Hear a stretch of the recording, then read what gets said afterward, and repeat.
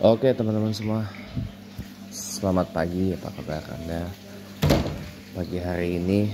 Ohayo gozaimasu, buenos dias, guten morgen, ya guten morgen, Vinda buat semuanya, buongiorno, bonjouratus, ya buat semua. Sawadee-kap ya. Hari ini hari Sabtu tanggal 14 Juni 2025. Ada satu postingan WA yang kok postingan ya. Kok WA salah. Ada satu posting atau unggahan di Instagram ya yang menarik perhatian saya sih, dan baru saya jadiin status WhatsApp ya. Yaitu bunyinya propaganda I'm not falling for. Yang pertama, depresi karena kurang ibadah. Yang pertama, mental health adalah tren bagi anak-anak Gen Z. Yang kedua, depresi karena kurang ibadah. Yang ketiga, inner child adalah alibi untuk nyalahin orang tua. Yang keempat, anxiety karena kalau kamu trauma tandanya kamu kurang ikhlas. Yang kelima, anxiety karena kamu kurang bersyukur. Yang keenam, laki-laki gak boleh nangis. Yang ketujuh, cukup umur langsung nikah. Cukup umur tandanya boleh menikah. Gitu. Saya cuma mau bilang gini deh ya. Para pemirsa, teman-teman saya semuanya, ya. Dunia itu tidak sesempit itu. Dunia tidak secetek orang-orang yang berpandangan seperti itu. Ya, dunia tidak sesempit dan secetek orang-orang yang punya pemikiran seperti itu. Ya. Itu aja deh, ya. Tahu nggak, masalah psikologi, masalah jiwa itu kompleks, teman-teman. Makanya kan ada studi psikologi itu kenapa? Karena memang psikologi kita itu kompleks, teman-teman. Masalah jiwa itu masalah kompleks. Masalah soul and thought itu kompleks. Ya. Itu kompleks, teman-teman. Nggak sesempit itu. Ya. Ada sebab kenapa laki-laki itu nangis. Bisa nangis karena dia rindu sama orang yang ia cintai, orang yang ia sayangi. Ya, kayak dulu waktu saya kecil, saya nangis karena kangen sama almarhum papa saya. Itu wajar, itu manusiawi. Atau laki-laki nangis karena takjub atas keindahan dari ciptaan Allah Subhanahu wa taala gitu kan. Itu sah, teman-teman. Everyone is allowed to cry. Entah dia laki-laki atau perempuan.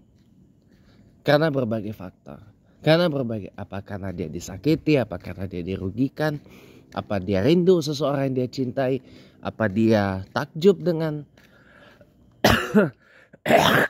ciptaan Allah, atau karena dia ingat dosa, ya kan, ingat kesalahan yang ia perbuat, baik itu kepada orang maupun kepada Tuhan, kepada Allah, ya kan?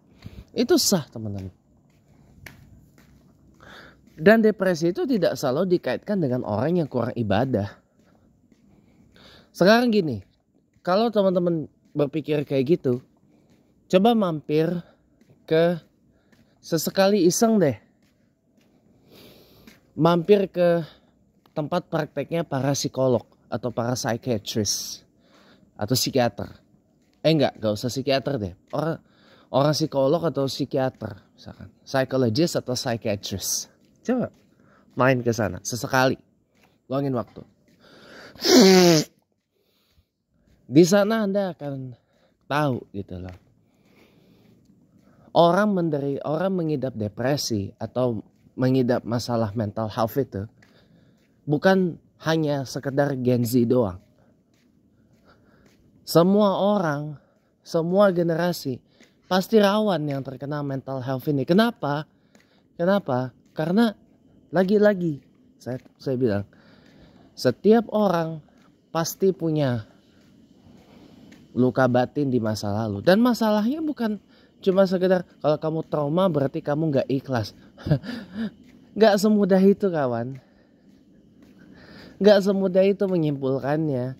Gak seinstan itu menyimpulkannya. Dunia itu bukan seperti mie instan yang dimasak cuma bentar terus mateng siap dimakan di end. Gak seperti itu kawan. Gak seperti itu.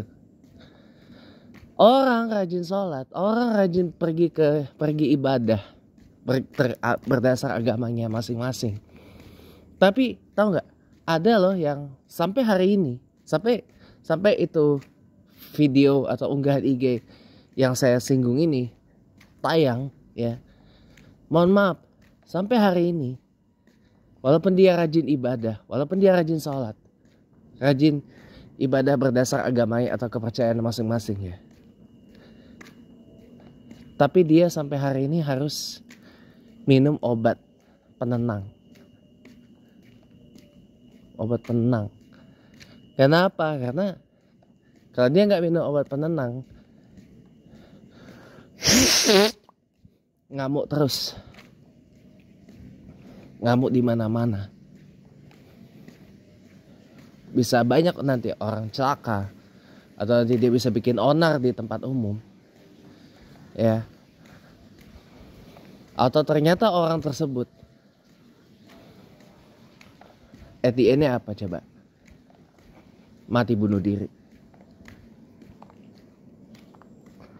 Mati bunuh diri karena udah gak sanggup. Gitu kan. Makanya saya cuma mau ngomong. Nanti di part 2-nya akan kita lanjutin habis saya sholat subuh ya. Saya cuma mau ngomong gini aja deh untuk menutup part pertama, part 1 ini. Nanti di part 2, part 1 itu nanti di part 2-nya kita lanjutin lagi dan seperti biasa kita akan going deeper. Saya cuma bilang gini aja deh.